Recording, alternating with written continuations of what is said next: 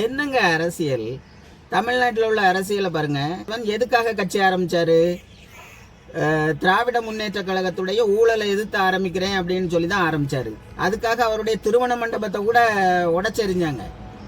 ஆனா இன்னைக்கு அதே அந்த பிரேமலதா அவர்கள் திராவிட முன்னேற்ற கழகத்தில் போய் ஐக்கியமாகியாச்சு. இதுக்கு என்ன அர்த்தம்? மக்கள் ஏமாளிகள், நம்ம எப்படி வேணாலும் அரசியல் நடத்தலாம், முன்னுக்கு பின்னா எப்படி வேணாலும் பேசலாம், எப்படி வேணாலும் இருக்கலாம், ஆனா மக்கள் நமக்கு ஓட்டு போடுவாங்க, நம்ம ஜெயிச்சிடலாம் அப்படின்னு ஒரு வேண்டாத கனவு. இதுல என்ன நடந்திருக்கு, எதனால போய் மாறினாங்க, எதனால போய் அதே ஊழல் கட்சிக்குள்ள போய் ஐக்கியமானாங்கிறது அது அவங்களுக்கு தான் வெளிச்சம்.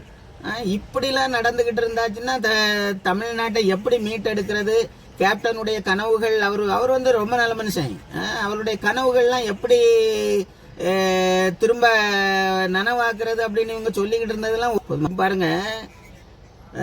சமூக ஊடகங்கள்ல பிரேமலதா அவர்களை கழுவி கழுவி ஊத்துறாங்க. ஊழல்ல நம்பர் 1 கட்சி அப்படின்னா திமுக தான் அப்படின்னு பல மேடைகள்ல தொடர்ந்து நேற்று வரைக்கும் அதை சொல்லியிருக்காங்க. ஆனா இன்னைக்கு அங்கே போய் சேர்ந்தாச்சு. அப்ப இப்போ ஊழல்ல யார் நம்பர் 1 கட்சி?